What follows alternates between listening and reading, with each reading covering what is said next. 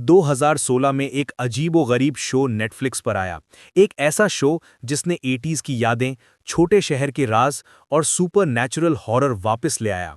लेकिन ये सिर्फ एक और टीवी सीरीज नहीं थी, ये एक ग्लोबल फिनोमिनन बन गई।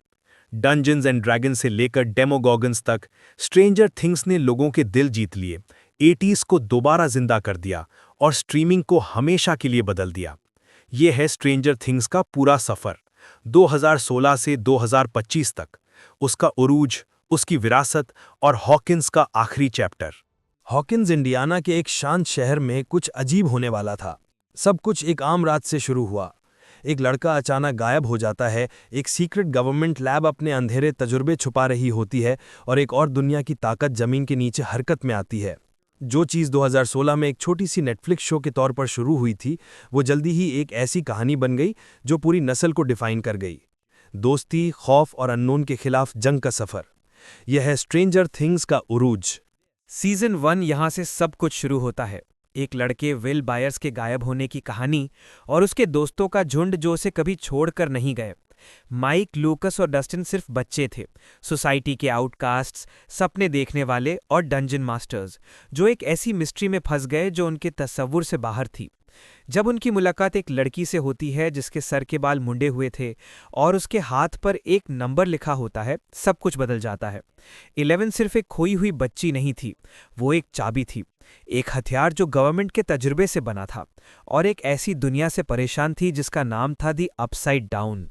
हर एक लम्हे में चमकती हुई क्रिसमस लाइट्स जो दूसरी दुनिया से पैगाम लिख रही होती हैं, से लेकर जॉयस बायर्स के बेचैन चीखों तक जो उसके घर में गूंज रही होती हैं, शो ने टेंशन को धमाकों से नहीं, जज्बात से बिल्ड किया। हर एक धड़कन हकीकत जैसी महसूस होती थी, हर दोस्ती जिंदा लगती थी। 11 सिर्फ एक कैरेक्टर नहीं रही, वो मासूमियत का निशान बन गई जो ताकत से बिगड़ गई और ट्रॉमा जो हिम्मत में बदल गया। फिर आया डेमोगॉर्गन, एक ऐसी मखलूक जो उस अंधेरे की तस्वीर थी जिससे हम सबसे ज्यादा डरते हैं, वो दरिंदा जो हमारी महफूज दुनिया की दीवारों के पीछे छुपा होता है। हॉकिंस सिर्फ किसी सुपरनैचुरल चीज के हमले में नहीं था, वो अपने खुद के राज के सायों में डूब रहा था। जब 11 ने अपनी जान कुर्बान की डेमोगॉर्गन को तबाह करने के लिए, तो लगा जैसे कहानी खत्म हो गई हो, लेकिन हॉकिंस में कुछ भी असल में कभी खत्म नहीं होता। सीजन 2 ने उस दरवाजे को दोबारा खोल दिया।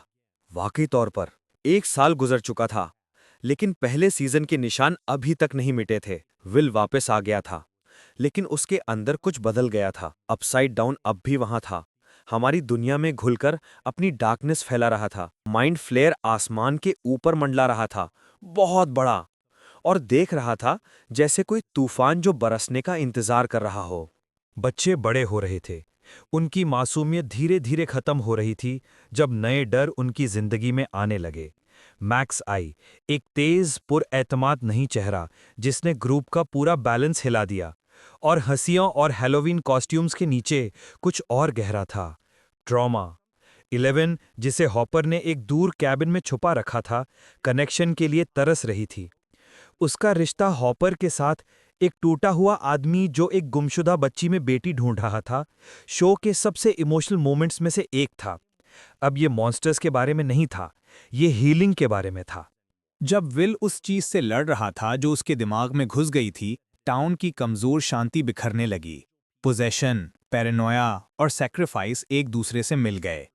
बॉब, वो प्यारा बॉयफ्रेंड जिसे शॉन एस्टन ने प्ले किया, सबको याद दिलाता है कि हीरोज कहीं से भी आ सकते हैं, बस दूसरों को बचाने की कोशिश करते हुए अपनी जान दे दी। जब 11 वापस आई, वो डरी हुई लड़की नहीं थी जो हमने सीजन 1 में देखी थी। अब वो मजबूत थी, एक कुदरती ताकत जो आंसुओं के साथ अपसाइड डाउन का गेट बंद कर रही थी। उसका चीखना सिर्फ पावर नहीं था, वो दर्द था, आज़ादी थी और एक नई शुरुआत। सीजन 2 का एंडिंग जीत के बारे में नहीं था, वो जिंदा रहने के बारे में था। हॉकिंस बच गया था फिलहाल के लिए, लेकिन गहरी जमीन के नीचे माइंड फ्लेयर अब भी इंतजार कर रहा था, दरारों के जरिए देख रहा था और सही वक्त का इंतजार कर रहा था। I wanted to find something from your past, something that angers you. Now channel it.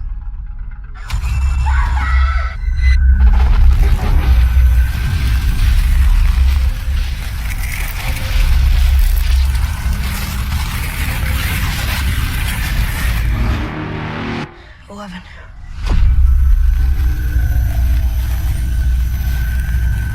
Season 3 चमकदार रंगों, नियॉन लाइट्स और झूठी सुकून की फीलिंग के साथ आया।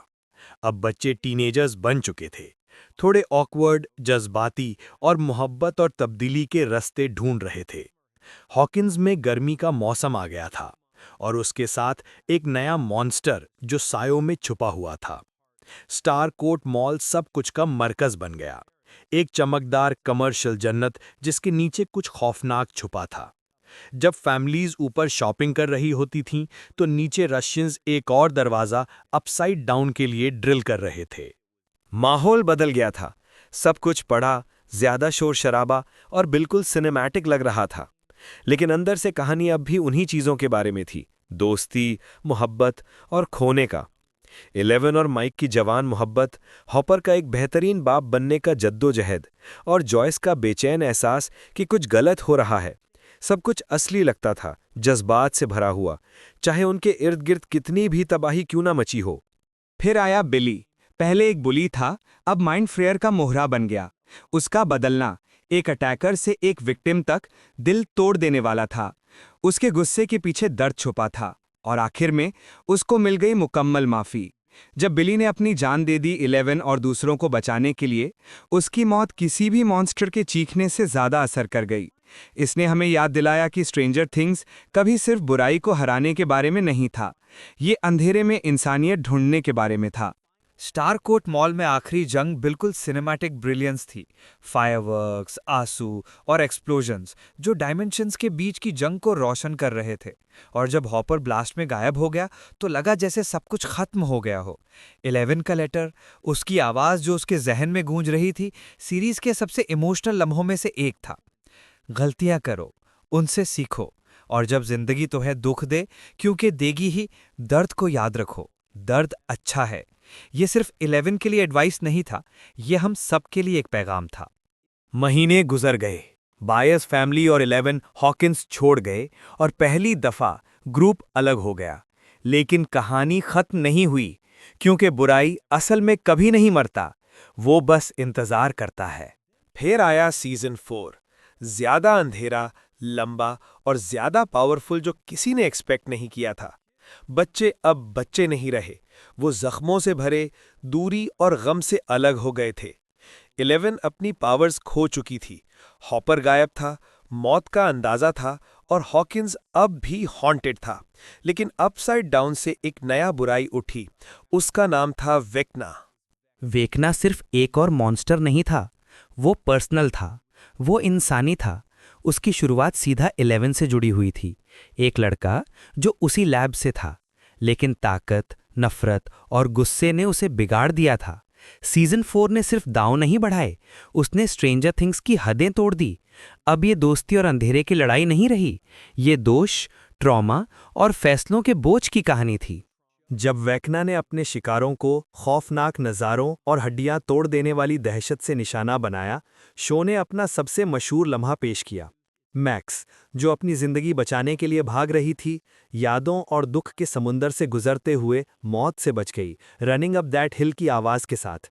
ये सिर्फ एक गाना नहीं था, ये जिंदा रहने की ललकार, उम्मीद और बगावत का एक साथ धड़कता हुआ जज्बा था।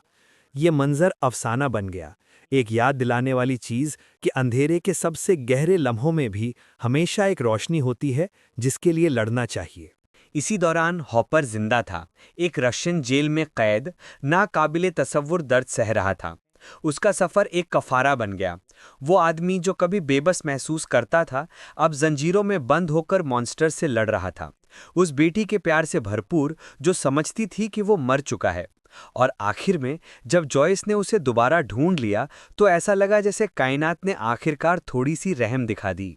सीजन 4 ने हर दाग को आपस में जोड़ दिया। 11 ने अपनी ताकत वापस हासिल की, अपने माजी का सामना किया और वेकना के खिलाफ एक जज्बाती मुकाबला लड़ा जिसने उसे उसकी हद तक धकेल दिया। हॉकिंस में दोस्तों ने पूरी कोशिश की कि वो इस लानत का खात्मा कर दें, लेकिन इस दफ़ा ये काफ़ी नहीं था। मैक्स गिर गई, उसका जिस्म टूट गया, लेकिन उसका जज्बा नहीं, और दुनिया खुद टूटकर खुलने लगी। सीजन 4 के आखिरी लम्हे दहशत से भरे हुए थे। हॉकिंस अब महफूज नहीं रहा था। अपसाइड डाउन अब नीचे नहीं था, वो यहाँ था। आसमान जल रहा था, जमीन फट गई थी और मॉन्स्टर्स की दुनिया हमारी दुनिया में घुलने लगी थी। कैरेक्टर्स एक पहाड़ी पर खड़े थे, अपने तबाहशुदा शहर को देखते हुए ये समझ रहे थे कि जंग अभी शुरू हुई है। लेकिन फिर भी खौफ और तबाही के दरमियान स्ट्रेंजर थिंग्स ने हमें याद दिलाया कि ये हमेशा किस बारे में था। प्यार, खुशी का खो जाना और वो ताकत जो हम एक दूसरे में ढूंढते हैं। हर सीजन ने पिछले पर बुनियाद रखी, स्केल बढ़ता गया लेकिन दिल कभी नहीं खोया। ये कहानी है बड़े होने की, तब्दीली का सामना करने की और इस बात की कि कभी-कभी सबसे डरावने मॉन्स्टर्स दूसरी दुनिया से नहीं आते, वो हमारे अंदर होते हैं।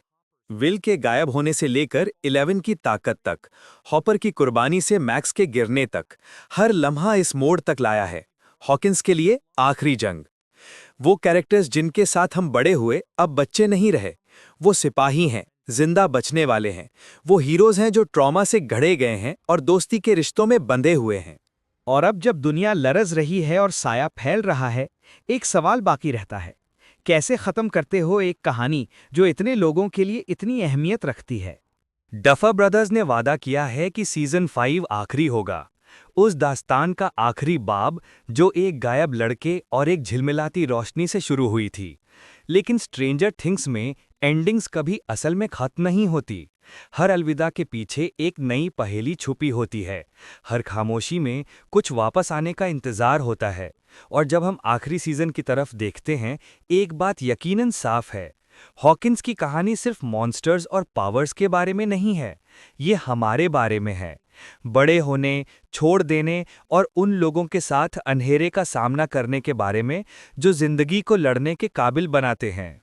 क्योंकि आखिर में स्ट्रेंजर थिंग्स हमेशा यही रहा है, हमारे खौफों का आईना, हमारी दोस्तों की कहानी और हमारी उस उम्मीद का एहसास कि सबसे गहरी रात में भी एक रोशनी होती है जो बुझने से इनकार करती है। गेट खुल चुका है, तूफान आ रहा है और हॉकिंस तैयार है। जबकि स्ट्रेंजर थिंग्स खत्म हो रहा है, उसकी बनाई हुई दुनिया जिंदा रहेगी।